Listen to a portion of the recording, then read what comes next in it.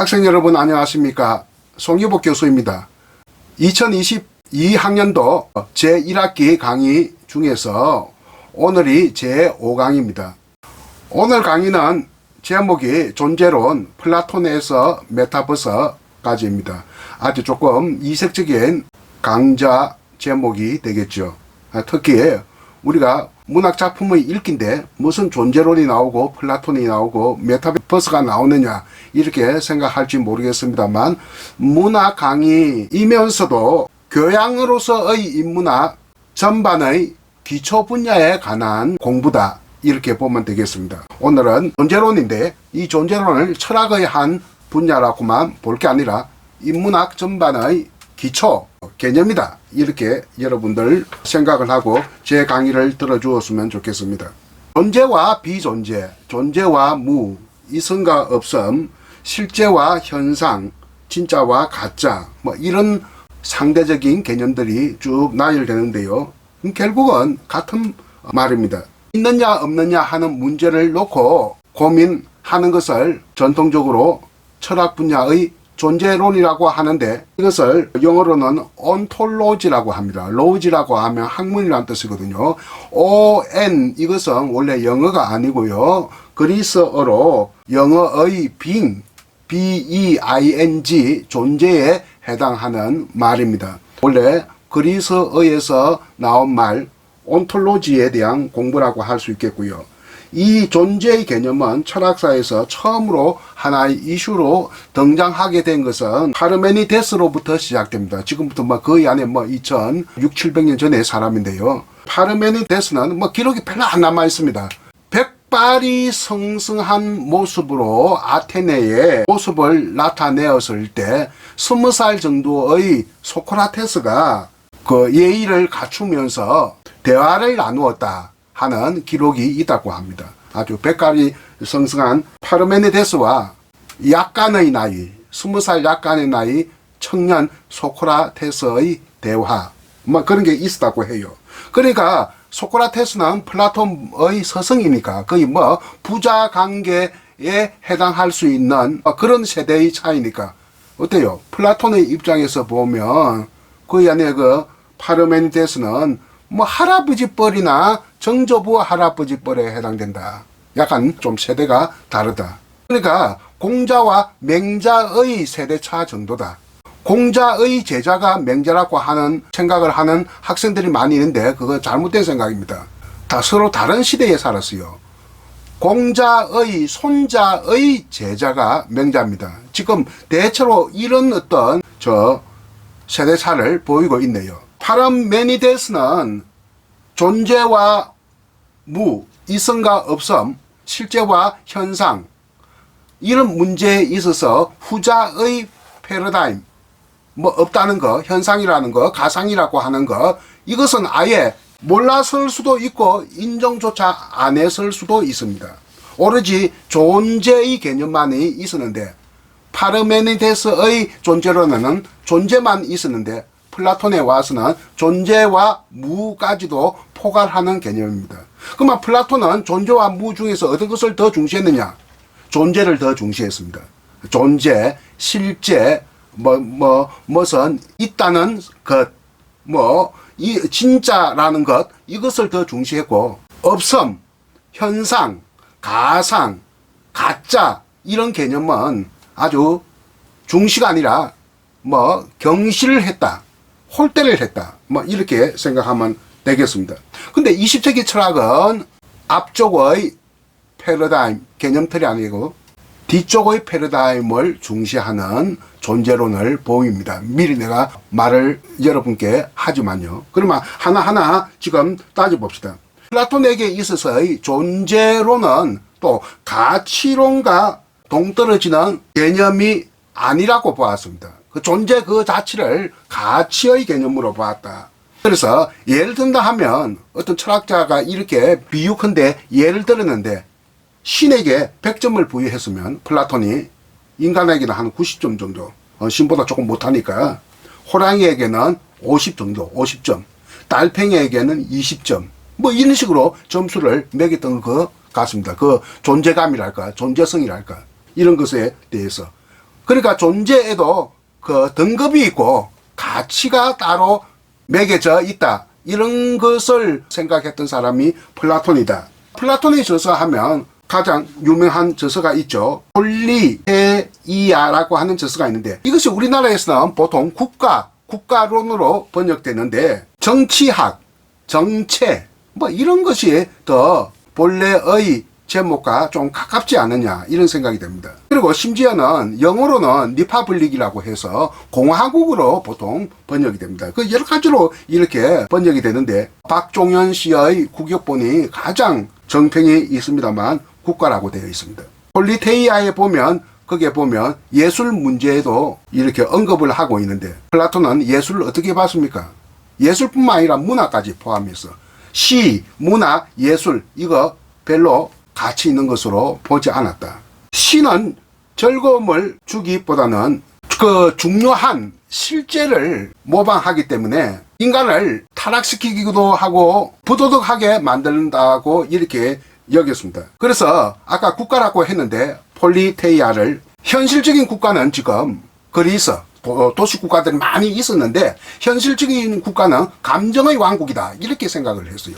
고대 그리스의 정체 그러니까 정치 체계 정치 제도 이것이 아주 복잡합니다. 처음에는 왕정부터 시작했어요.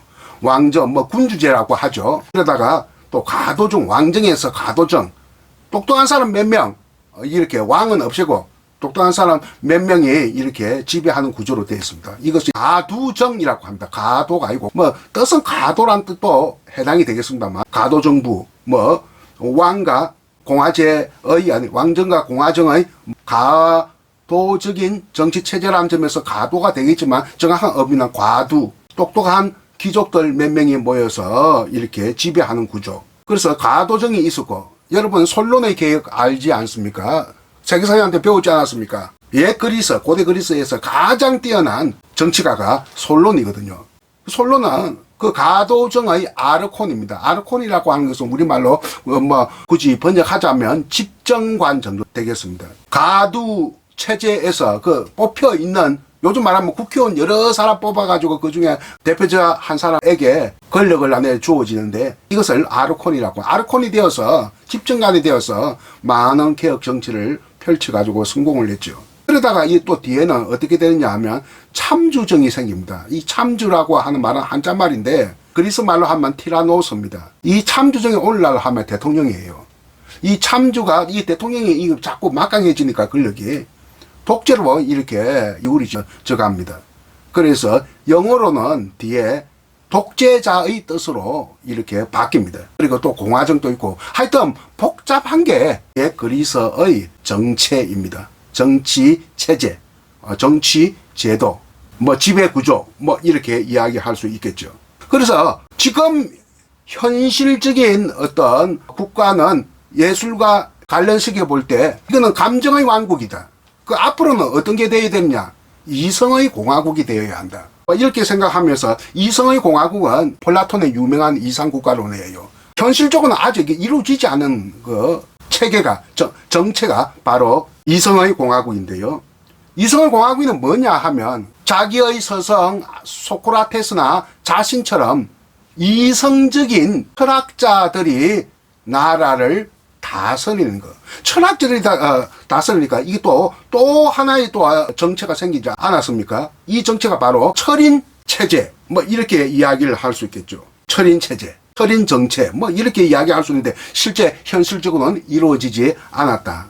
사실상 현실적으로 존재하지 않았는데 그 앞으로 이성의 공화국이 이루어져야 된다. 이 이성의 공화국에는 소크라테스나 자신 같은 철학자들이 나라를 지배하는 구조가 되어야 된다. 그 문인이나 예술가들은 있어서는 안 된다. 이것을 유명한 우리는 시인 추방론이라고 합니다. 들어봤습니까? 시인 추방론. 플라톤의 시인 추방론. 문학을 부정한 어떤 논리적인 구조죠. 시인을 추방한다 할 때 이 시인은 우리가 알고 있는 시인뿐만 아니라 문인들, 예술가들, 그러니까 조각가, 음악가, 회화, 그림 그리는 사람, 이를 다 포함해서 무용가까지 다 포함해서 예술을 종사하는 모든 사람들 다 이 안에 추방을 해야 된다. 이 어디에서? 이성의 공화국으로부터. 자기가 세우려고 하는 이성의 공화국으로부터 추방을 해야 된다. 왜? 무가치하고 부도덕하기 때문이다.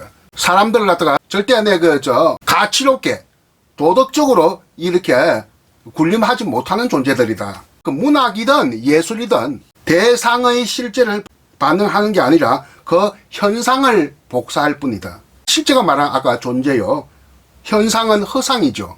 가상이죠. 그러니까 또 가짜죠. 그러니까 그것만하면 뺏기는 존재이기 때문에 무가치하고 부도덕하다. 실제라고 했는데 이 실제의 개념이 실제란 말은 실제로 존재한다는 그런 개념이 아닙니다. 여기서 실제라고 하는 것은 한자로 표현하면 그렇습니다만 신에 가까운 개념입니다. 신, 이성, 이데아. 여러분 플라톤 하면 이데아라는 거 생각나죠? 공리, 도덕성 이런 것이 실제인데 이런 것이 시나 문화 또 그리스 시대 때 굉장히 성행했던 연극, 음악, 무용, 미술, 조각품 다 반영하지 못한다.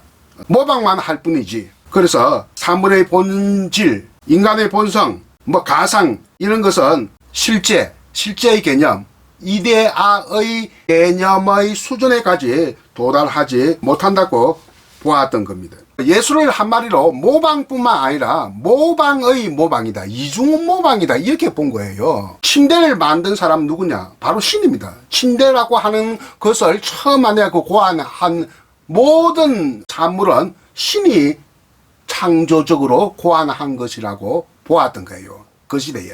이때 신은 기독교의 하나님은 개념은 아니고 그리스 신을 말하는 건데 하여튼 모든 산물은 신의 창조품이라고 본 겁니다. 우리가 잠잘 때 사용하는 침대는 바로 이게 신의 창작품이다. 그런데 이것을 신의 고안한 이 관념을 누가 만듭니까? 실제로 만드는 것은 목공이 만들거든요. 목공이 옛날에는 주로 나무로 만들었던 모양이죠. 목공이 이 침대를 만들었으니까 첫 번째 모방을 했거든요. 첫 번째 모방을 했는데 그리고 화가가 이것을 그림을 그렸다고 할 때 또 목공이 만든 침대를 화가가 그렸으니까 모방의 모방, 이중의 모방이 되는 것이죠. 그러니까 예술이라고 하는 것은 목공이 제작한 것보다 못하다. 목공이 제작한 침대는 바로 실생활에 도움은 되지만 침대를 그림으로 그린 이 예술 작품은, 미술품은 실생활에 도움조차도 되지 못한다. 그러니까 이걸 이중의 모방, 즉 모방의 모방으로 본 것입니다. 예술이라고 하는 것은 실생활에 도움이 되는 그 자체보다도 못한 수준이다. 이렇게 본 것이 플라톤의 반예술관이라고 할 수 있겠습니다. 플라톤의 존재론이 정체를 여러분은 이제 알겠죠. 존재와 의무, 실제와 현상, 또 그는 진료와 형상 이런 말을 갖다 썼습니다. 진료와 형상이라고 하는 말은 그리스어로 후레, Hule가 진료고 에이도스가 형상인데 진료와 형상이란 말은 실제와 현상과 거의 비슷한 개념이다. 이렇게 보면 되겠습니다. 플라톤의 제자는 아리스토텔레스죠. 플라톤과 아리스토텔레스는 처음부터 끝까지 다 서로 반대되는 개념입니다. 여러분도 국민윤리 시간 때 이상주의 철학, 현실주의 철학 하면서 이렇게 서로 다른 거. 그리고 문학과 예술을 보는 관점도 전혀 다르죠. 아리스토텔레스는 문학과 예술의 무한한 가능성을 제시합니다. 그게 뭡니까? 카타르시스의 이론이죠. 카타르시스라고 하는 것은 하나의 현상이고 가상의 세계. 그러니까 억압된 것으로부터 탈출구를 마련하는 대리 충족의 세계이거든요. 그러니까 좀 존재론의 입장에서 볼 때도 또 서로가 다릅니다. 왜 아내가 이렇게 동량적으로 보면 사제지간이 의견이 맞아야 되는데 이 두 사람은 사사건건 이렇게 서로 대립되는 견해를 보여주느냐. 그에 대해서 할 말은 따로 있지만 오늘 여기서 내가 이야기를 하지 않도록 하겠습니다. 앞에서 내가 존재 이야기하는데 실제의 개념과 비슷하다. 또 이 존재라고 하는 말은 실제, 실체, 그리고 본질이라고 하는 개념과 철학 용어로 비슷하게 사용되고 있다. 이 존재에서는 존재와 거의 동의어처럼 사용하는 실제는 영어로는 리얼리티라고 합니다. 생명체나 물질이 자기 동일성을 유지하고 있는 그 개념을 실제라고 합니다. 이 자기 동일성, 다음에 조금 이따가 나올지 모르겠습니다만 불교에서 말하는 자성입니다. 자성을 가진 것. 스스로 자기의 존재의 성격을 가지는 것을 자성이라고 해요. 이렇게 자기 동일성을 유지하는 것을 생명체나 사물에게 있어서 우리는 실제 이런 말을 하는데 신의 개념, 보편적 이성의 개념, 또 그리고 절대 정신의 개념, 해결은 절대 정신이라 했거든요. 이런 개념이 실제이다. 실체는 뭐냐? 영어로는 서브스텐스라고 하는데 그 자체로 존재하는 현상의 궁극적인 원인. 그 칸트는 물 자체, 사물 그 자체라는 개념, 유명한 개념을 내세우는데 칸트의 물 자체는 스피노자의 아우사수이, 이것은 자기 원인이라는 뜻입니다. 자기 원인. 요즘 내 탓이요 할 때 내 탓입니다. 내 탓을, 바로 이 내 탓이 자기 동일성이요. 불교에서 말하는 자성입니다. 내 탓. 생명체나 사물에 있어서는 스스로 자기 원인의 성격을 가진다. 이런 물 자체니 자기 원인이 하는 것도 다 실체에 해당되는 개념입니다. 사물은 사물마다 자기 존재의 원인적 조건을 가지고 있다. 하나의 예를 들어 볼게요. 어떤 사람이 코로나에 감염되어 있습니다. 코로나에 감염된 것을 우리는 실제라 봐야 되겠습니까? 현상이라 봐야 되겠습니까? 코로나에 감염되면 그것은 하나의 현상입니다. 그런데 실체는 뭡니까? 실체는 코로나에 감염되었다는 것의 그 실체는 바로 바이러스죠. 코로나 바이러스입니다. 왜? 감염된 것의 그 원인, 자성, 자기 동일성, 그 내 탓은 바로 이 사물의 내 탓은 뭡니까? 바이러스니까. 바이러스가 실체가 되죠. 감염됐다는 자체는 현상입니다. 그러면 생명체나 사물이라고 했는데 그러면 바이러스가 생명체입니까? 사물입니까? 한번 생각해 보세요. 바이러스는 생명체도 아니고 생명체 아닌 것도 아닙니다. 그러니까 바이러스는 생명체도 아니고 사물도 아니라는 이야기인데 그럼 뭡니까? 병원체입니다. 병의 원인이 되는 물체다 그 이야기예요. 병원체인데 이 병원체 할 때 원자가 자기 원인이죠. 바로 자성, 자기 동일성입니다. 그래서 바이러스가 실체입니다. 코로나 바이러스 눈에 보이지도 않죠. 참 정말 정밀하고 정교한 현미경으로만 확인할 수 있는 그 실체, 그게 바이러스죠. 이렇게 자기 존재의 원인적 조건을 가지는 것, 이것이 실체란 것이고, 존재는 1. 실제, 리얼리티, 2. 실제, 서브스텐스, 3. 본질, 본질을 영어로 에센스라고 합니다. 본질은 담론의 기본이 되는 것, 철학적 담론의 기본이 되는 것을 본질이라고 한다. 딴 게 아니에요. 예술가에게 있어서의 담론의 기본은 뭘까요? 아름다움이거든요. 아름다움을 추구하는 게 예술 아닙니까? 의학자에게 있어서는 뭡니까? 아까 방금 말한 병원체입니다. 병원체가 없으면, 존재하지 않으면 의사나 의학자에게는 아무런 담론할 여지가 없는 것이죠. 물리학자에게 있어서는 소립자가 바로 본질이 됩니다. 특히 20세기 물리학. 이런 것을 우리는 존재라고 한다. 그런데 이 존재론이, 그러니까 플라톤이 존재론을 사실상 서양 철학자에서 핵심 개념인 존재론을 처음 안에 세웠다고 해도 과언이 아니거든요. 그 앞에 무슨 또 뭐가 있었지만. 근데 이런 말이 있어요. 서양 철학사는 플라톤의 주석에 지나지 않는다. 그만큼 플라톤이 이루어놓은 게 서양 철학에서 막대하다. 생각해 보세요. 유학의 역사는 19세기까지 안에 이렇게 계속 개성되어 오지 않았습니까? 신학도 유학이거든요. 근데 이 유학의 그 대표적인 사람이, 그 창시한 사람이 공자 아닙니까? 그 나머지는 아무리 명자가 있고, 무슨 주자가 등장을 하고 해도, 이항, 정약용이 등장을 하더라도 공자의 범주를 벗어나지 않거든요. 그러니까 유학은 공자의 어록에 지나지 않는다고 할 수 있듯이 서양 철학의 존재로는, 서양 철학 그 자체는 플라톤의 주석에 지나지 않는다. 이런 말이 있어요. 그만큼 플라톤이 차지하고 있는 막대한 영향력은 17세기까지 있어 왔다. 이것을 서양 철학사에서는 플라톤주의 혹은 무슨 또 신플라톤 학파 이런 개념이 있어요. 17, 18세기는 자연과학의 압도적 업적의 인상 속에서 이 존재론이 쑥 들어갑니다. 한 2세기 동안, 18세기, 19세기에는. 근데 20세기 와서 다시 존재론이 부활하는데, 그 부활하는데 결정적인 힘을 보탠 철학자가 마르틴 하이데거입니다. 하이데거가 이렇게 존재론을 새롭게 부활하는데 하이데거의 존재와 시간이라고 하는 명저가 있죠. 내 안에 이 서재도 이 하이데거 관련된 책들이 많이 있습니다. 존재와 시간에 대한 강의록도 있고, 누구의 강의록도 있고 하는, 보여줄 시간적 여유는 없습니다만, 지금 굉장히 존재론의 어떤 새로운 혁명을 일으켰던 사람이 하이데거다. 하이데거는 존재와 시간 1927년에 간행을 했는데요. 그의 존재론적 성격은 플라톤처럼 관념론적이라기보다도 현 존재의 일상성에 주목하는 측면이 아주 강합니다. 그래서 그의 존재론에 있어서의 존재의 개념은 세계 내적 존재, 세계 내의 존재, 안내자를 써서 이렇게 이야기하는데, 이것이 실존적 범주라는 겁니다. 그래서 실존이라고 실존주의 철학의 또 한 부분을 차지하고 있죠. 실존, 한자의 뜻으로 풀이하면 실제로 존재한다는 뜻인데, 그렇게 우리가 해석하는 데는 상당히 무리가 있습니다. 너무 나이브하다, 단순하다. 독일어 마르틴 하이데거가 독일 사람이니까 엑시스텐츠라고 하는데, 독일어로 이것은 라틴어 엑시스토라는 말에서 나왔는데, 글자 그대로로 하면 밖에서 있다, 서 있다, 바깥에 서 있다, 이런 말입니다. 바깥에 서 있다는 말은 신의 바깥에 서 있다. 이 신의 개념, 이데아의 개념, 혹은 동양적으로 말하면 운명 바깥에 존재하는 것, 어떤 신의 섭리 바깥에 존재하는 것. 그러니까 아무것도 없다는 이야기입니다. 인간은 없음에, 무에 포섭된 존재라는 것이 실존의 개념이다.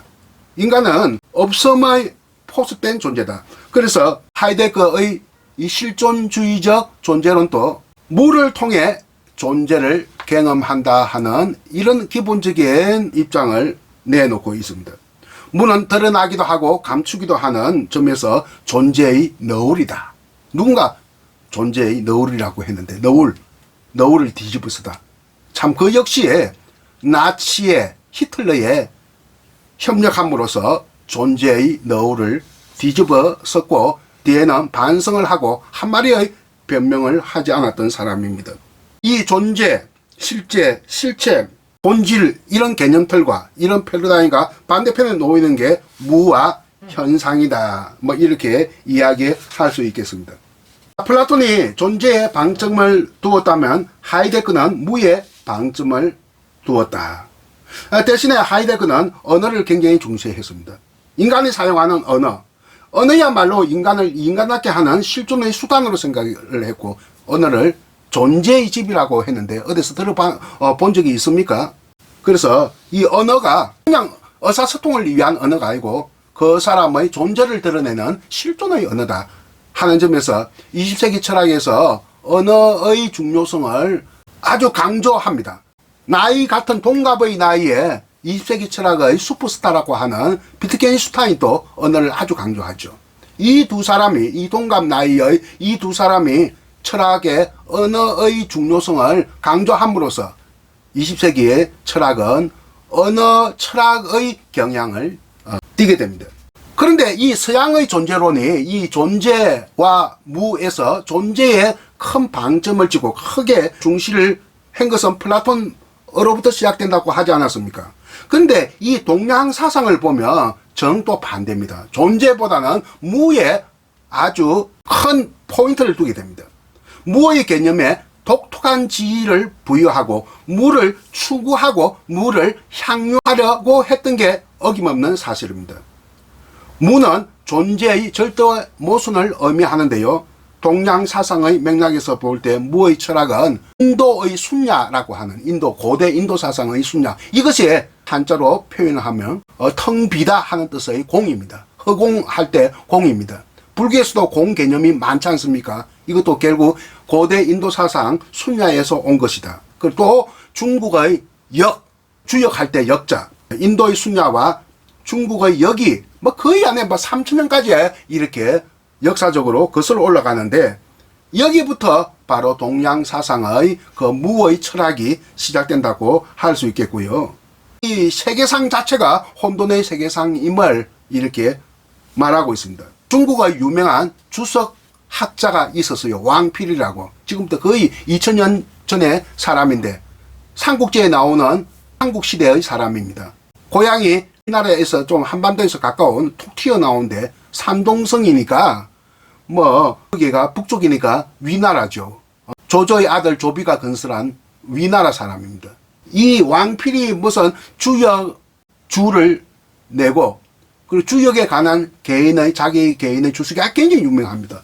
그리고 노자에 대한 노자주 이런 책이 있지 않습니까? 왕필의 노자주라고 하는 또 책도 냅니다. 그런 많은 주석서를 내서 유명한 사람이 되었는데요. 주역의 괴를 해설하면서 지무의 경지만이 근본이다 이런 말을 했거든요.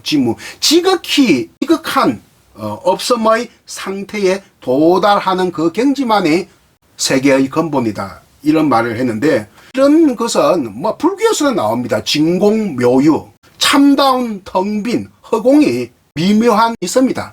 참다운 텅 빈 속에 미묘한 뭔가가 존재한다, 있다, 뭐 이런 말을 했거든요.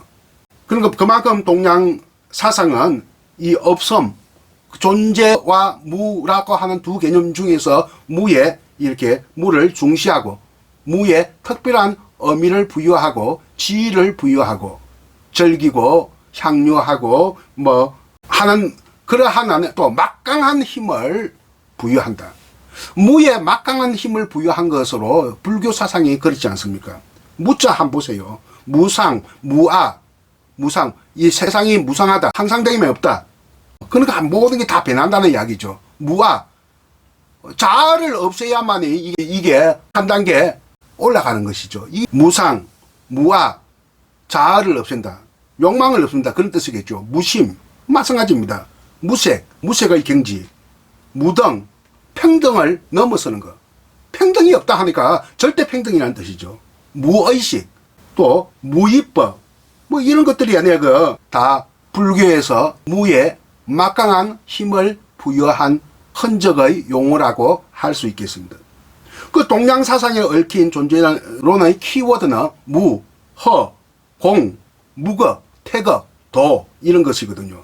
유기적인 전체론에 기초한 존재론적 사유방식을 가지고 있다 하는 겁니다. 우주 전체가 바로 없음의 세계, 무의 세계이기 때문이다. 지난안에 코스모스 카오스모스에서도 그런 이야기를 했습니다만, 이런 것들이 오늘날 첨단의 물리학, 천문학으로까지 이어오고 있다, 뭐 이런 이야기를 했고요. 그런데 보통 이 존재론 하면 동서양 가릴 것 없이 존재론 하면 우주론하고도 상당히 뭔가 밀접한 관계를 맺고 있거든요. 뭐 저로서는 과학적인 식견과 철학적인 식견이 아주 부족하기 때문에 그 분명한 근거를 알 수가 없어요. 우리나라 사람들의 그 초보적인 우주론은 천자문을, 한자 천자를 공부하는 데부터 시작됩니다. 가장 초보적인 공부예요. 하늘천 따지, 가물현 누를항, 지부 집주, 넓을홍 거칠항, 이렇게 시작되지 않습니까? 천지현항, 우주 홍항, 이렇게 시작되거든요. 하늘은 검고, 하늘이 검다는 것은 밤하늘을 말하는 겁니다. 밤하늘이 어둡고, 밤하늘은 어둡지 않습니까? 따지는 땅지거든요. 옛날 우리 조상들은 땅을 따라고 했거든요. 따해 하면 땅에, 그 말입니다. 따할 하면 땅을, 그 말이고요. 그 땅은 안에 누렇다고 했으니까 이것은 밤의 땅이 아니고 낮의 땅입니다. 낮의 땅은 노랗고, 이 말은 밝고, 왜? 햇빛이 비치니까. 지부 집주, 이거 우주거든요. 우주는 넓고도 거칠다, 우주는 강할하고도 황막하다, 이런 말인데, 풍선에다가 별 스티커를 딱 붙여놓고 풍선을 불면 이렇게 커지겠죠.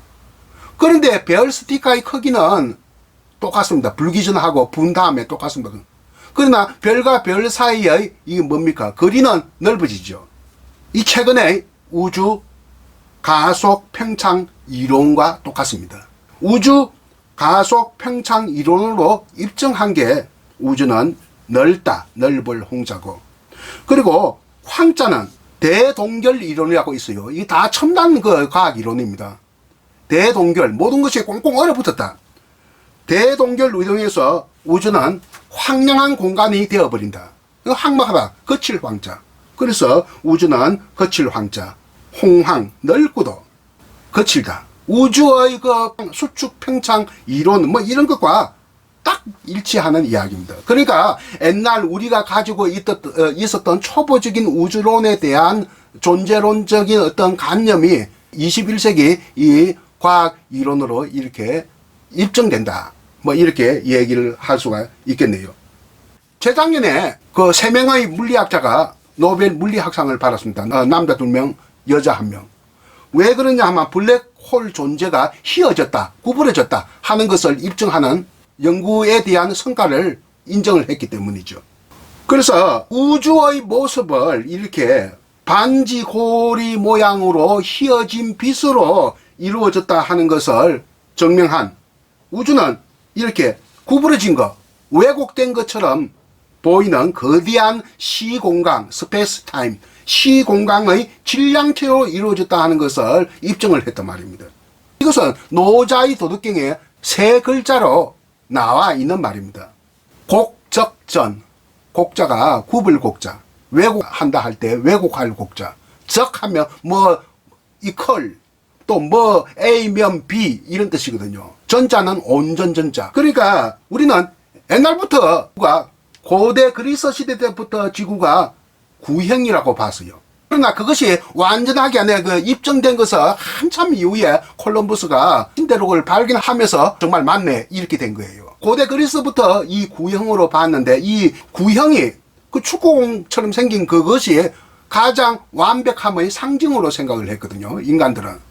근데 우주도 그런 줄 알았는데 이제는 우주가 축구공이 아니라 럭비공처럼 이렇게 타원형으로 생겼다는 겁니다.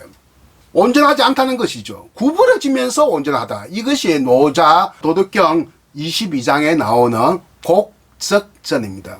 왜곡되면서 온전한 것, 구부러지면서 이렇게 온전한 구형, 이것이 우주의 모습이다. 재작년에 노벨 물리학상 받은 3사람의 연구 결과는 한마디로 이야기하면 노자의 도덕경 곡적전을 안에 입증한 것에 지나지 않는다 해도 과언이 아닐 정도입니다. 그러니까 실제는 먼 옛날 노자가 먼저 이 실제에 대해서 제안을 했고 이것을 과학 현상으로 입증을 하게 된 것이죠.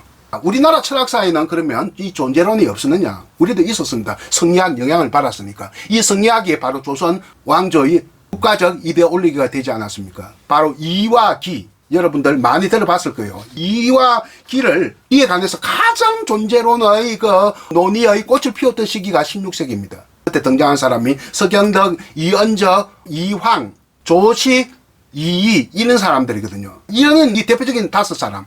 이 사람들 다 16세기에 살았던 사람이거든요. 임진왜란 직전에 살았던 사람들인데 이 사람들의 논의 내용들이 우리나라 철학사에서, 물론 성리학은 중국에서 먼저 생겼습니다만 그것을 가져와서 치열하게 존재론적 어떤 철학적 수준의 꽃을 피웠다 이렇게 이야기할 수 있겠습니다. 여러분들, 내가 학생종합 그 정보 시스템에 올렸던 이 강의로 출력을 했습니까? 출력을 하면 이와 기가, 내가 이와 기는 고등학교 때부터 관심이 많았어요. 뭐가 뭔지 몰라. 이게 철학적 개념이니까. 고등학생 뭐 하겠어요? 50년이 다 돼가는 지금도 잘 몰라요. 전공이 아니니까. 하여튼 이 반세기 가까이 이가 뭔지 기가 뭔지 이것을 관심은 있으면서도 확실히 뭔지를 모르고 지금도 확실히 뭔지 몰라요.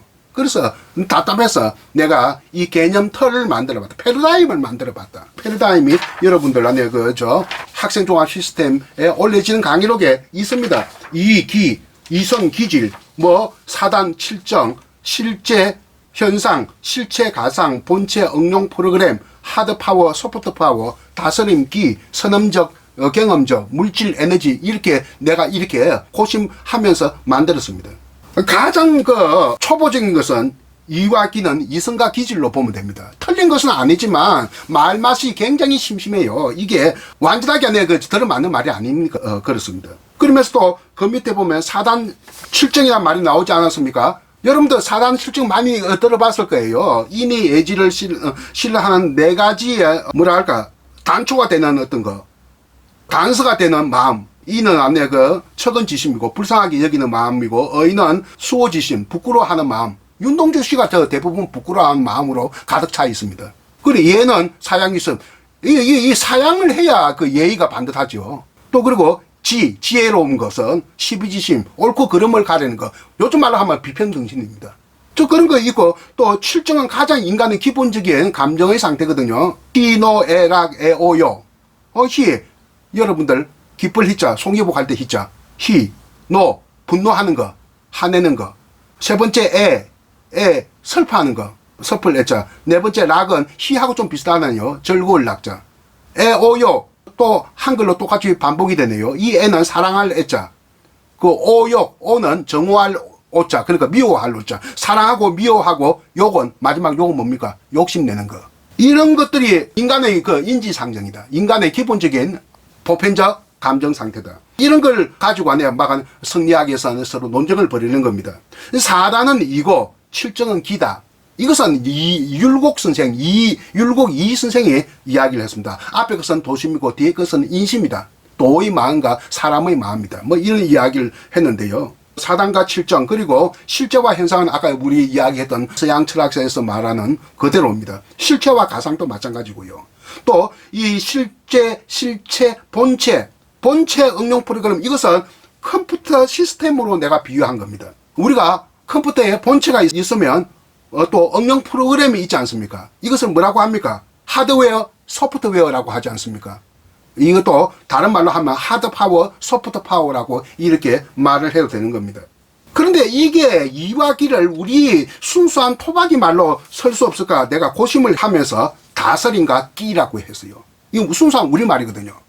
다스림. 이 이라는 말이 이성할 때 이라는 말은, 합리적이다 할 때 리라는 말은 이 다스릴 리자이기도 해요. 또 실제 이를 강조하는 16세기 우리나라 성리학자들은 다 정치 지배 세력이 되었던 사람입니다. 대표적인 사람이 누구냐 하면 이언저, 이황, 다 뱃을 했어요. 이런 사람들 묘당파라고 합니다. 그러니까 행정부에 입각하는 관료 출신의 학자라는 뜻이죠. 이도 그래요. 근데 이는 이만 강조행가도 기도 중시했기 때문에 통합론적 관점입니다만, 근데 뱃을 전혀 하지 않은 서경덕과 조식은 처사거든요. 뱃을 한 적이 없거든요. 이 사람들은 기를 강조합니다. 아주 그 뱃을 내 안 한다 할 정도로 기질이 강하니까 기를 강조한 것이죠. 서경덕은 대표적인 주기론자입니다. 그래서 기이론론자하고 우리나라 철학사에서 이이론론이라고 하는 말은 없습니다. 기이론론자고, 이언적은 반대로 서경덕과 달리 비슷한 시기에 살았던 사람들입니다. 같은 동시대 사람들입니다. 이언적은 이를 강조하기 때문에 주리론했습니다. 주리론. 그러면서 이항에게 한 10살 아래 이항 태계에게 영향을 끼칩니다. 이자가 아까 이야기했지만 다스릴 이자, 이치이자라고 읽기도 하고 다스릴 이자라고 읽기도 합니다. 우리나라 당군 시대 때, 그러니까 상고 시대 때 우리의 안에 그 통치 이념이 홍익인간과 강명이세라고 하거든요. 인간을 널리 이롭게 한다. 강명이세는 밝은 빛으로 세상을 다스린다. 그 다스릴 이자이기도 해요. 그래서 내가 다스림이라고 한 겁니다. 그러니까 다스린 사람들이 또 주로 이를 강조한 거예요. 대표적인 사람은 이언적과 이항이죠. 그런데 다스림의 세계에 그 뱃을길에 나가지 않고 처사로서만 평생 살다가 죽은 서경덕과 조식은 이보다는 기를 강조한 거예요. 그만큼 기질이 강하다고 하는 이야기겠죠.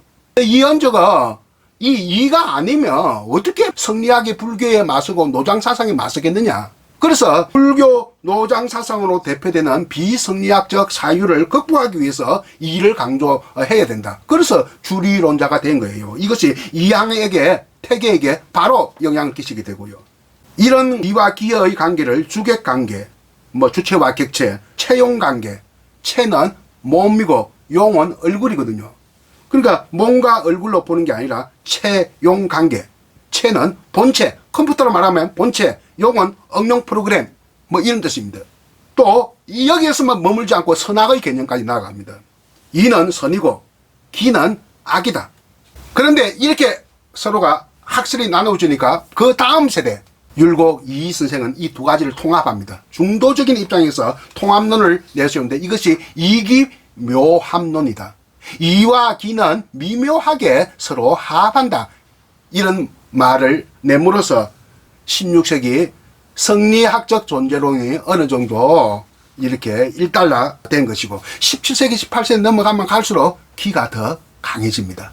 그러니까 주로 성리학과 관계없는 다른 분야에서 기의 철학이 꽃을 피우죠. 대표적인 사람이 최한기의 기학, 그리고 이재마의 사상의학. 사상의학이 바로 기의 철학이거든요. 뭐 태양인, 태음인, 소양인, 소음인 이렇게 따지는 것은 우리가 지금도 안 해가지고 따지지 않습니까? 나는 태음인이거든요. 뭐 이렇게 따지는데 가만히 생각하니까 우리 이웃나라 우리는 지금 세계적으로 안에 그 두 번째, 세 번째 강대국이 우리를 둘러싸고 있죠. 한 나라는 중국이고 한 나라는 일본입니다. 중국이 GDP 2위고 일본이 GDP 3위입니다. 이 1등은 미국이고 2등과 3등 사이에 우리나라 반도 국가가 있는데요. 그러니까 우리는 차마 이 강대국 속에서 우리도 이렇게 강대국이 되지 않으면 안 된다. 우리는 강대국보다는 나라가 작기 때문에 반도 국가에다가 또 나라가 반으로 쪼개져 있으니까 강소국, 그러니까 네덜란드처럼 강소국이 되어야 된다. 아무도 안 해 넘볼 수 없는 이런 강소국이 되어야 된다. 그런데 중국과 일본은 아직도 이를 강조하는 국가고 우리는 기를 강조한다. 일본 한번 보세요. 일본이 과학 분야 노벨상 작년 가을까지 25명 배출했어요. 우리나라 몇 명? 0. 25대 0. 스코어가 25대 0이면 이거 프로 야구팀과 고교 야구팀의 이 격차입니다. 그렇지 않아요. 과학 분야 노벨상이 이렇게 25대 빵이면 이 저 할 말을 우리가 일을 벌게 만든 지경입니다. 일본이 그만큼 일본의 학문이 원리에 강하다 하는 겁니다. 기초학문, 기초과학 분야, 기초 분야에 아주 원리에 강하다. 일본인들은 원리 원칙주의자들이 많다 하는 이야기도 되겠습니다. 근데 우리는 안에 이게 왜, 이건 내 생각인데 이게 너무 앞서간 생각인지 모르겠습니다만 우리나라 성리학이 임진왜란 직후에 일본을 넘어가가지고 일본 근대화 세력에 큰 영향을 줬거든요. 그것이 태계 학문입니다. 태계가 바로 주리론 아닙니까? 이성, 원리를 중시하는 학문 아닙니까? 이게 영향을 받은지도 모르겠어요. 나는 그렇게 생각해요. 이게 너무 앞서간 이야기인지 모르겠지만 우리는 임진왜란 이후에 가면 갈수록 이보다는 기를 추구하는 경향이 강하단 말이에요. 기가 우리말로 아마 끼입니다. 끼. 우리가 끼가 강하기 때문에 지금 한류로 세계화하고 있습니다. 비록 과학 분야의 25대 빵이지만 우리는 일본이 못하는 이 한류가 지금 한 20년 동안 세계를 전파하고 있다. 우리는 그만큼 아주 끼가 강하다. 20년 전에 겨울 연가부터 작년의 오징어 게임에 이르기까지 20년 동안 우리는 숨가쁘게 달려왔습니다. 그리고 미국에서는 지금 한국의 한류와 중국의 1대1로란 말 들어봤습니까? 이 중국화 시키는 그 주변 국가를 갖다 이 정치, 경제, 군사 이런 하드 파워의 측면이거든요. 이런 것을 안에 저 중앙아시아로 이렇게 자꾸 전파를 해가면서 중국의 국가 이르길 점차 이 비단길을 따라 이 전파해가는 그것을 1대1로 공정이다, 프로젝트다 이렇게 이야기하고 있는데 미국 학자들은 굉장히 유심히 보고 있어요. 미국의 지식인들은 중국의 1대1로와 한국의 한류에 대해서 비교론적 관점에서 아주 관심을 갖고 있는 거예요. 중국의 1대1로는 하드 파워거든요. 한국의 한류는 이거는 정치, 경제, 군사가 아니라 문화적인 측면이니까 이거는 소프트 파워란 말입니다. 이거는 한국인의 한국 문화의 무한한 잠재력으로서의 끼에 해당된다. 그래서 내가 이와 기를 다스림과 끼로 이렇게 이분화시켜서 여러분께 설명한 겁니다. 제가 아까 앞서 18, 9세기에는 서양 철학에서 존재론이 태어나는 시대라고 했죠. 18, 9세기에는 자연과학의 압도적인 업적의 인상 속에서 존재론, 형이상학 이런 것들이 많이 사그라들었습니다. 그러니까 전통적인 메타피직스의 시대에서 피지컬 사이언스의 시대로 이렇게 옮아간 것이 18, 9세기다. 근데 20세기에 와서 다시 존재론이 부상하게 되었지만 전통적인 존재의 개념보다도 뭡니까? 실제의 개념보다도 현상의 개념, 가상의 개념에 무게 중심을 두었다. 이런 이야기를 하지 않았습니까? 그리고 20세기의 그 존재론 중에서 현상을 가장 비중 있게 다룬 학문이 현상학이에요. 현상학.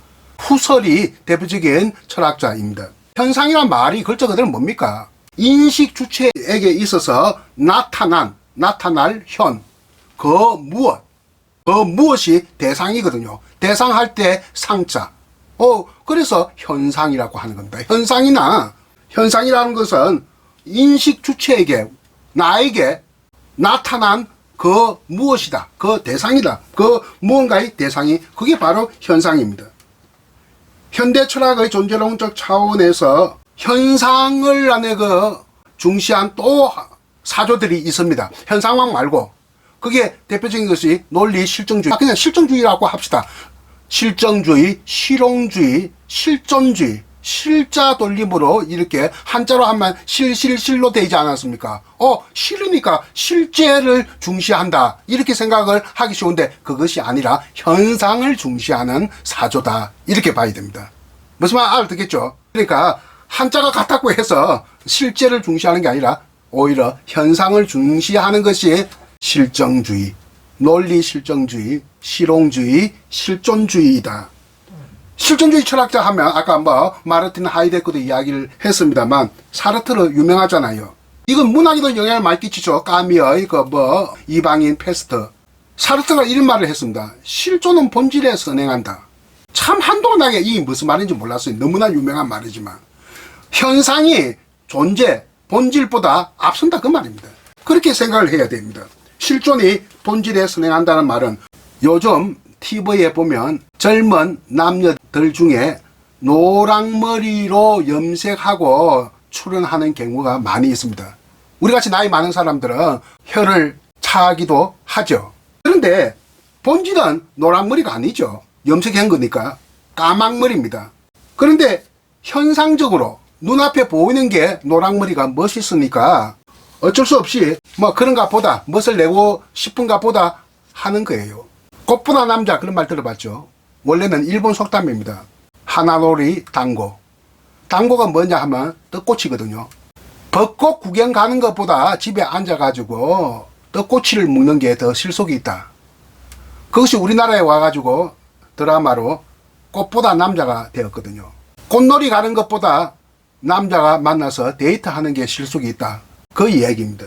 그런데 당장 눈앞에 보이는 게 더 실속이 있는 거예요. 현대 사회는 실제보다 현상을 중시하는 사회입니다. 20세기가 되기 바로 직전에 프랑스에서 영화가 만들어졌습니다. 발명되었고 이것이 전 세계적으로 동시다발적으로 확산됩니다. 현상, 가상현실, 사이버 공간, 매트릭스, 메타버스 등의 폭주로 인해서 철학도 전통적인 존재론의 심오함이 주는 매혹을 상실해 갔습니다. 우리가 이게 현상, 가상 할 때 이 상자가 무슨 상자입니까? 한자로. 사람 인변의 코끼리 상자입니다. 왜 하필이면 코끼리 상이냐? 현상뿐만 아니라, 현상, 가상뿐만 아니라 또 뭐가 있습니까? 허상도 있고, 영상도 있지 않습니까? 영화도 영상 이미지 아닙니까? 이때에서 이 상자 돌림들, 이 상이 사람 인변의 코끼리상인데 왜 이 코끼리라고 했느냐? 사람들이, 중국 사람들의 옛날에 코끼리가 드물었죠. 코끼리는 남쪽 지방에 사니까. 그래서 말은 들었지만 코끼리가 뭔지는 안 본 사람들 많이 있을 거야. 그리고 머릿속에 떠올려 봅니다. 엄청나게 큰 짐승이다. 머릿속에 사람들이 코끼리를 떠올리면서 코끼리 모습은 비슷하고 닮지만 그 실상은 아니라는 겁니다. 아무리 코끼리 모습을 떠올리로 경험하지 못한 비슷하고 닮을 수는 있어도 실상은 아니다. 그것이 바로 상입니다. 이 상자는 현대인이 이미지의 범람 속에서 허우적거리면서 살아가는 모습을 그대로 드러내고 있다 해도 과언이 아니에요. 내가 1990년대 초중반에 시간 강사로 서울에서 생활을 했는데 그때 한참 유행하는 말이 있었어요. 사이버 공간이라고. 요즘 그런 말 잘 안 쓰죠. 내가 그럴 때 말은 한자로 사이비 공간이다 했거든요. 사이비는 가짜는 뜻 아닙니까? 그러니까 사이버 공간은 사실은 사이비 공간이다. 이런저런 비판을 했는데 그 당시에 내가 문자주의자였거든요. 그래서 원고도 원고지에 썼지 컴퓨터로 쓰진 않았다. 그 당시에 컴퓨터가 굉장히 비쌌단 말입니다. 그래서 살 돈도 없었고 가난했기 때문에. 그리고 매트릭스라고 하는 영화도 있었지 않았습니까? 한 20년 전에. 매트릭스. 그 철학적인 존재론의 관점이 반영된 영화라고 할 수 있겠죠. 인간 세상은 현실이 아니라 가상 공간이라고 하는 것. 세상에는 아무런 실제가 없고 모든 게 프로그래밍화된 현실감 같은 꿈으로 가득 차 있다는 것. 그런 것을 말하기 위한 영화입니다. 어떻게 보니까 우리나라 고대 소설 구운몽을 연상시키기도 하는 그런 영화이기도 하겠네요. 실제와 현상의 관계에 대해서 현대 철학적인 존재론은 주로 프랑스 철학계에서 많이 논의가 되는데, 그런 개념에서 시뮬라시옹, 영어로 하면 시뮬레이션입니다. 시뮬라크라고 하는 개념이 있습니다. 시뮬라시옹은 가짜를 만드는 과정이라고 한다면, 시뮬라크는 가짜에서 새로운 진짜를 만들어내는 그 결과물이다. 뭐 이런 이야기인데, 여기 강의록에 자세히 설명이 되어 있으니까 한번 참고하기 바랍니다.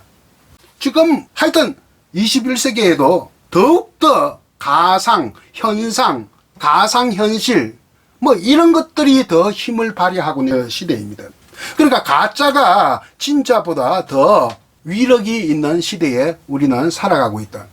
우리는 곳곳에 지금 CCTV가 되어 있고, 자동차 사고 나면 그 자동차 안에 블랙박스가 모든 것을 다 안에 이렇게 사진이 찍혀 있습니다. 뭐 그래서 그 누가 잘못했느냐 잘했느냐를 따지는 결정적인 증거로 활용되고 있는데, 과거에 우리는 사진은 누가 찍습니까? 사람이 찍지 않습니까? 사람이 사진을 통해서 사물을 찍는데, 지금은 사물이, 카메라가 사람을 찍는 시대다.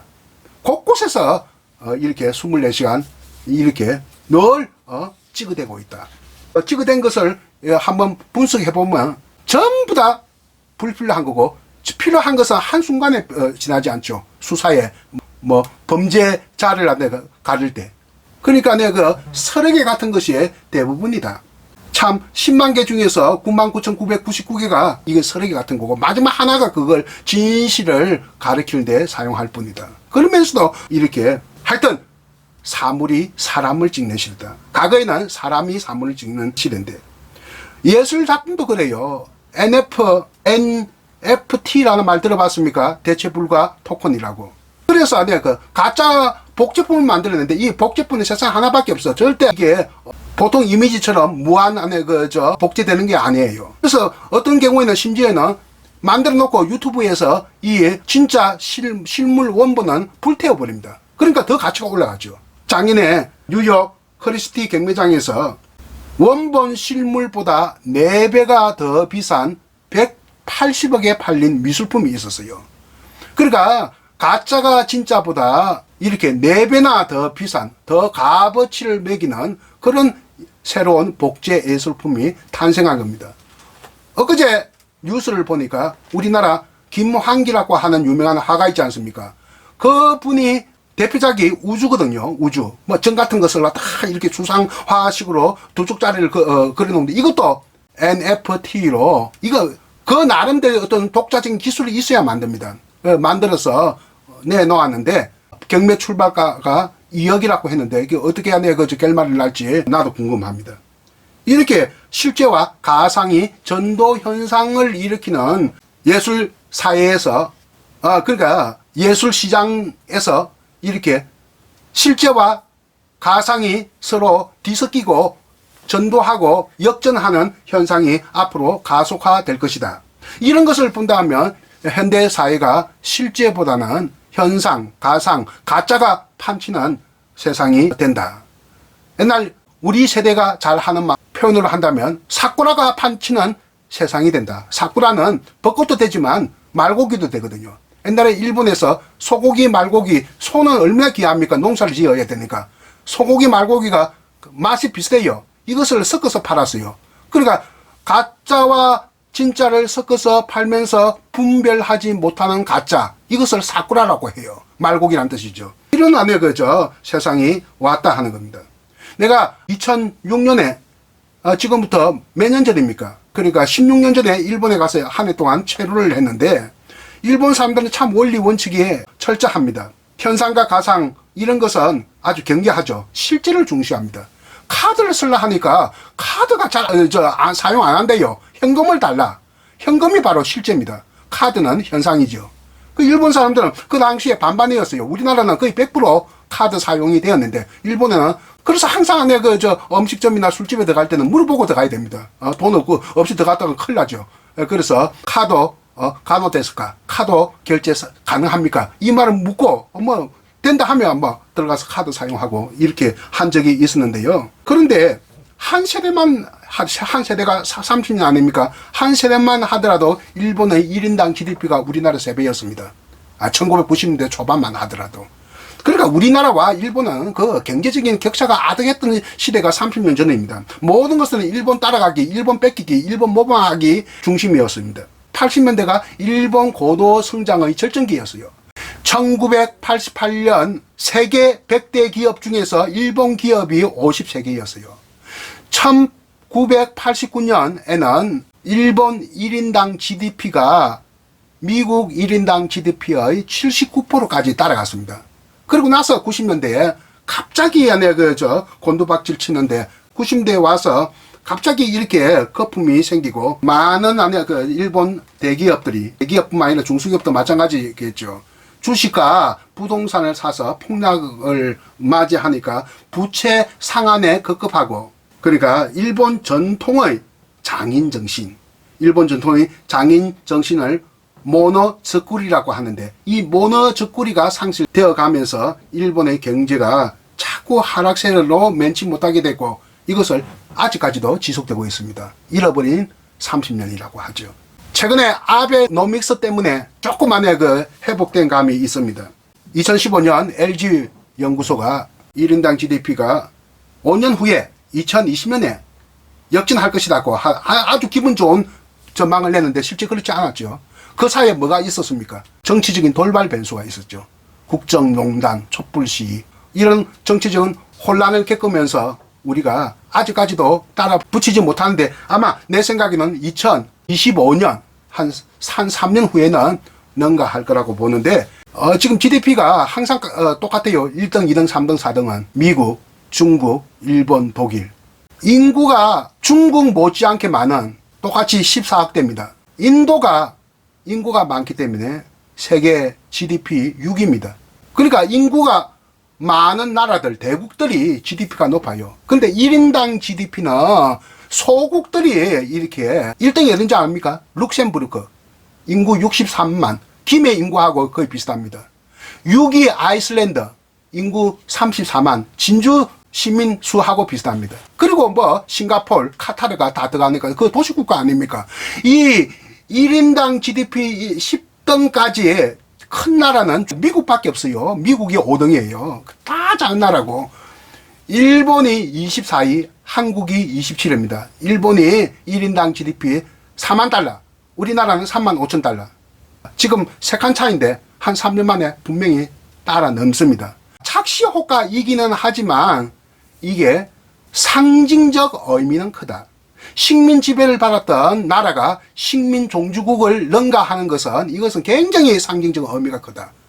사실은 실제하고는 조금 거리가 멉니다만 현상적인 면에서 볼 때, 내가 5년 전에 아일랜드 갔었거든요. 수도 더블린 중심 광장에 뭐가 큰 게 서 있어요. 구조물이. 그 왜 세우냐고 읽어보니까 바로 오랫동안 영국의 식민 지배를 받았습니다만 식민지 아일랜드가 식민 종주국 영국보다 1인당 GDP가 능가했음을 기념하는 이 탑이라고 해요. 탑이라 해도 되고 구조물이라고 해도 되는데, 우리나라도 이제 곧 안에 내가 보기에는 능가할 수 있습니다. 왜? 일본이 우리보다 인구수가 2.4배 많으니까 불리하죠.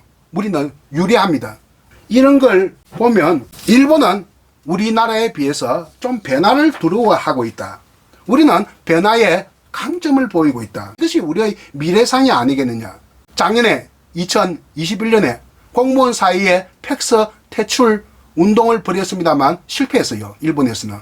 이메일 사용 안 된다. 팩스는 실제로 보고 이메일은 현상으로 보고 있기 때문이죠. 내가 2007년에 귀국해가지고 한일 대역 시집 기모노 여인과 캔커피를 간행을 해서 일본 지인들한테 이렇게 쭉 보냈어요. 보냈는데 총장한테도 보냈거든요. 그 학교 총장. 그 학교 총장도 몇 번 만났거든요. 식사도 좀 하고. 그래서 보냈더니 2달 만에 편지가 왔어요. 아니, 명함까지 써서 보냈으니까 이메일로 보내면 될걸. 그 굳이 편지로 해가지고 배를 타고 오는데 2달 걸렸어요. 그러니까 일본은 편지야말로 실제고 이메일은 가상이다. 이렇게 보고 있는 것 같습니다. 우리는 새로운 시대의 흐름, 새로운 플랫폼에 상대적으로 관심이 있는 편입니다. 지금 현대사회의 가상세계, 현상세계는 어디까지 갔느냐? 메타버스의 개념에까지 갔습니다. 우리 작년에 하반기 신문 보면 맨날 내가 신문 많이 보거든요. 메타버스 이야기를 하고 있어요. 메타버스 뜻이 뭡니까? 메타 유니버스의 준말. 메타는 초월한다. 그런 뜻이죠. 유니버스는 뭡니까? 우주란 뜻인데 글자 그대로 하면 메타버스는 초우주란 뜻이에요. 글자 그대로. 현실을 벗어난 공간, 현실과 상호작용하는 가상현실, 현실과 융합한 3차원 가상세계, 이런 개념이 메타버스입니다. 이러한 개념들이 방금 이야기했던 개념, 철학적 존재론의 입장에서 볼 때 과연 실체가 있느냐 하는 문제점이 제기될 수도 있습니다만, 우리나라 사람들은 유독 메타버스에 관심이 많고 메타버스라는 새로운 플랫폼의 추상 개념에 매달리고 있어요. 인간의 문명의 그 플랫폼은, 그 바탕은 텍스트, 사진, 동영상, 가상현실, 증강현실, 홀로그램의 경로를 밟아왔는데, 홀로그램은 앞으로도 3차원 실감 미디어로 더욱 강화될 전망입니다. 손흥민의 골 장면을 360도 뺑 돌아가면서 이렇게 실감 있게 3D로 완벽하게 재현할 수가 있죠. 게임 분야에서 메타버스가 가장 앞서가는데, 나는 인터넷 게임을 한 번도 해본 적이 없기 때문에 이 개념이 무슨 말인지 지금 세계의 갱일기입니다. 그래서 이 말은 하지 않겠는데, 아무튼 코로나로 인한 언택트 시대에 메타버스가 급부상하고 있는 것은 사실이다. 그래서 직장 업무도 집에서 하고, 이렇게 메타버스를 통해서 대학의 수업도 행사, 입학 졸업식 말입니다. 친구 사귀는 것도, 아이템 만들어 돈 버는 것도 메타버스로 한다는 이야기입니다. 나는 무엇보다 기대를 가지는 것은 앞으로 코로나가 종식되면 외국을 좀 다녀야 되겠는데, 정년 퇴임하고, 이 메타버스로 안에 AI 동시 통번역이 개발되고 있다고 해요. 거의 완성 단계에 접어드는데, 스페인에 가면 스페인 말로 이렇게 내가 육성을 해야 하면 이 핸드폰이 안에 대신 번역을 해주는 겁니다. 스페인 말로. 저게 한가리 가면 한가리 말로 이렇게 대신 해주는 겁니다. 이게 기대를 할 수 있겠고, 세계적인 공연도 아바타로 나의 분신이 들어가가지고 그 객석에 앉아서 구경한다는, 이걸 메타 퍼포먼스라고 해요. 이런 것들은 나한테 관심이 있습니다만, 참 꿈같은 이야기 아닙니까? 이런 걸 보면 우리나라 고전소설을 하고 비슷해요. 그 홍길동 전에 나오는 홍길동이가 분신술, 몸을 갖다 여러 가지 쪼개는 거하고 같고, 아직까지는 기술적 한계가 있습니다. 나의 몸이 아바타하고 어느 정도 직접적으로 연결되느냐 하는 느낌에 대해서는 아직까지는 회의적입니다. 우리나라 대기업들이 막 지금 무작정 너나 할 것 없이 메타버스에 투자하겠다고 하거든요. 앞으로 메타버스 하지만 과연 실체가 있느냐고 말할 수도 있지만, 우리나라는 이런데 매우 기능적이기 때문에 율곡 이이 선생이 한 말이 기억납니다. 떠올릴 수 있습니다. 기발 이성 일도라. 아까 기와 이를 중도적으로 통합했다고 하지 않습니까? 기발, 이 말은 한국인의 기가 출발해서 시작해서 발, 이성 일도, 일도는 한 가지 방식이라는 뜻이에요. 한 가지 길, 한 가지 방식이라는 뜻이거든요. 이성이 바로 한 가지 방식에 편성한다, 기여한다. 그러니까 한국인의 끼에서 시작해서 원리의 끼를 접목하는 한 가지 방식에 편성할 따름, 기여할 따름이다 하는 말이 율곡 선생의 기발 이성 일도인데요. 이것이 오늘날 우리의 문화 상황을 잘 말해주고 있지 않느냐. 유라시아 대륙 동쪽 끝자락에 매달려 있는 자곤 반도에다가 분단 국가인 우리나라가 한류를 앞세워서 세계로 무한으로 확장해가면 꿈의 문화 강국인 메타 국가로 우리는 거듭날 수가 있습니다. 오늘 수업 여기서 마치겠습니다. 경청해 준 학생 여러분께 고마움을 전합니다. 감사합니다.